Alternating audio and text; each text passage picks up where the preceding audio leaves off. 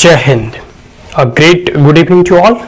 मैं सुमित कुमार सिंह आप तमाम यूपीएससी एस्पायरेंट्स या कोई अदर कॉम्पिटिटिव एग्जामिनेशन की तैयारी कर रहे विद्यार्थियों का इस मगध पुत्र यूपीएससी यूट्यूब चैनल में अभिनंदन करता हूं। माय डियर फ्रेंड्स, बहुत सारे ऐसे विद्यार्थी और स्टूडेंट के द्वारा यह क्वेरीज आते रहते हैं कि क्या मेरे 12th या ग्रेजुएशन में परसेंटेज कम है, कह सकते हैं कि एज कंपेयर टू ऐसे विद्यार्थी जो कि through out the first division रहे हैं, या फिर मैं दिल्ली यूनिवर्सिटी से नहीं पढ़ा हूं, मैं जेएनयू से नहीं पढ़ा हूं, मैं एक अच्छे कह सकते हैं कि संस्था से ग्रेजुएट नहीं किया हूं, तो क्या हम इस परीक्षा में उत्तीर्ण हो सकते हैं या इस परीक्षा में हम जो है कह सकते हैं कि सक्सेस हो पाएंगे या नहीं। इसको लेकर और इस प्रश्न को लेकर जो है हमेशा मन में यह क्वेरीज बहुत सारे विद्यार्थियों के द्वारा पूछे जाते हैं और साथ साथ यह भी पूछे जाते हैं कि इसमें कितने परसेंटेज की आवश्यकता होती है।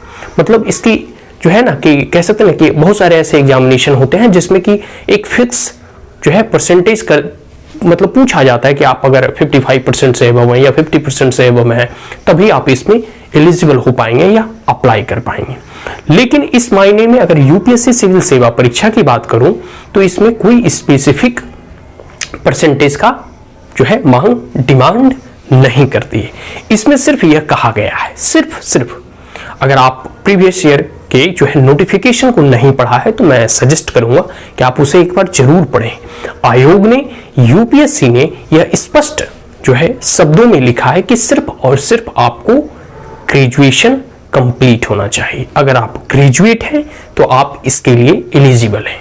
यह मायने नहीं करता कि आपने कोई डिस्टेंस लर्निंग से ग्रेजुएशन हासिल किया है, की डिग्री हासिल की है, या फिर आपने रेगुलर से।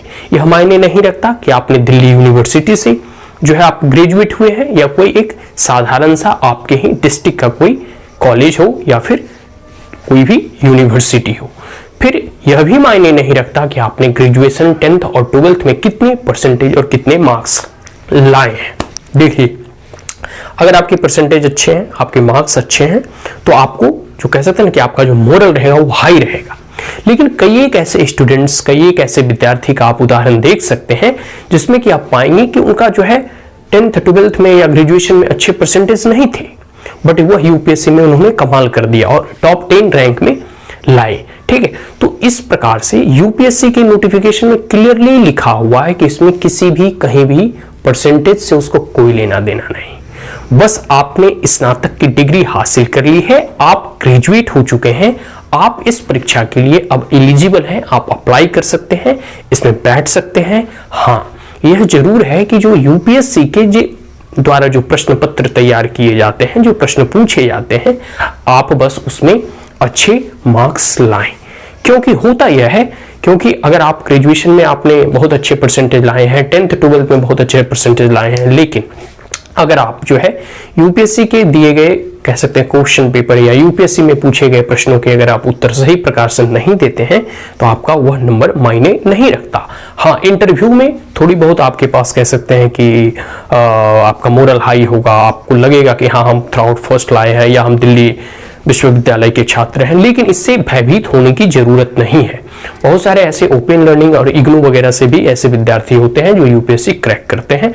ठीक है, और एक बात जो है ना कि आपको यूपीएससी के द्वारा पूछे गए, जब आप प्रीलिम्स क्वालिफाई कर लेते हैं, आप मेंस क्वालिफाई कर लेते हैं, प्रीलिम्स और मेंस सेकेंड स्टेज से जब आप गुजर कर साक्षात्कार और इंटरव्यू में पहुंचते हैं तो आपका मोरल ऑलरेडी इतना हाई हो जाता है।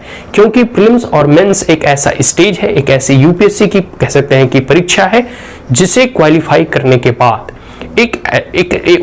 वह विद्यार्थी कितना ही सामान्य क्यों ना रहा हो अपने बैकग्राउंड में, अपने ग्रेजुएशन में, अपने 10th और 12th में, लेकिन जो विद्यार्थी प्रीलिम्स और मेंस क्वालिफाई कर लेता है उससे यह पता चलता है कि उसके पास इतनी तो समझ है, इतनी विकसित कह सकते हैं कि नॉलेज है और इतना डेप्थ अंडरस्टैंडिंग है कि वह यूपीएससी के द्वारा, आयोग के द्वारा बनाए गए प्रश्न पत्रों को सॉल्व कर पा रहा है और इंटरव्यू और साक्षात्कार के लेवल तक पहुंच चुका है।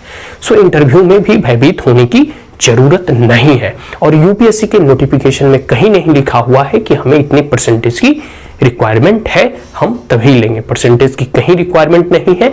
अगर आप ग्रेजुएट हैं, ठीक है, if you are graduate then you can apply for the UPSC Civil Services examination. So that's all. और इसके बाद भी अगर आपको कोई क्वेरीज हो, इसके बाद भी अगर आपको कह सकते हैं कि कोई क्वेश्चंस हो, कोई डाउट हो, तो आप कमेंट बॉक्स में पूछ सकते हैं। और अगर आप हमारे चैनल पे पहली बार आए हैं तो इसे लाइक, शेयर और सब्सक्राइब करना ना भूलें। Also press the bell icon. So that's all, thank you once again, have a great day.